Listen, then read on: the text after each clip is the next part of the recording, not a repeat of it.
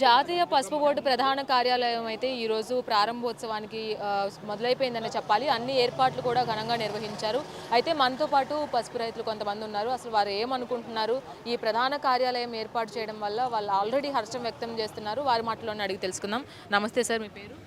నా పేరు సుమన్ కుమార్ మేడం. నేను కొరటికల్ పసుపు రైతు ఉత్పత్తిదారుల కంపెనీ లిమిటెడ్లో సీఈఓగా పనిచేస్తున్నాను. మా చైర్మన్ గారు, తర్వాత బోర్డ్ ఆఫ్ డైరెక్టర్లు మాతో ఉన్నారు. ఇక్కడ మేము ఈరోజు ఈ జాతీయ పసుపు బోర్డు కార్యాలయానికి ప్రారంభోత్సవానికి రావడం జరిగింది.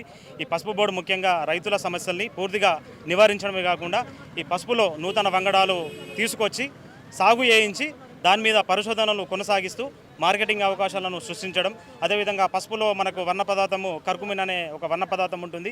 ఆ కర్కుమిన్ వర్ణ పదార్థాన్ని పెంచడము, సేంద్రియ సాగు పద్ధతిలో పసుపును ప్రోత్సహించడము, అంతర్జాతీయ స్థాయిలో వీటికి ఉన్న ప్రమాణాలు సృష్టించి మార్కెటింగ్ అవకాశాలను అంతర్జాతీయ స్థాయిలో తీసుకెళ్లి రైతుకి ఆదాయమే కాకుండా రైతుకి ఈ పసుపు సాగులో మెలకువలు నేర్పుతూ రైతులకి లాభం చేయాలనే దిశగా ఇక్కడ జాతీయ పసుపు బోర్డు ఏర్పరచడం చాలా శుభసూచకము. రైతులకి ఇది ఒక గర్వకారణం. వచ్చినా కానీ ఎవరూ చేయలేకపోయింది. ఇప్పుడు ధర్మపురి అరవింద్ గారు చేయడం జరిగింది. సో దాని గురించి మీరు అరవింద్ గారి గురించి అయితే ఇక్కడ గత దశాబ్దాల కాలంగా ఎన్నోసార్లు పసుపు రైతులు అనేక పార్టీ నాయకులకు ఎన్నిసార్లు సూచించినా కూడా అది తుంగలో దొక్కేసి పట్టించుకోకుండా పసుపు రైతులకు అన్యాయం చేయడం జరిగింది.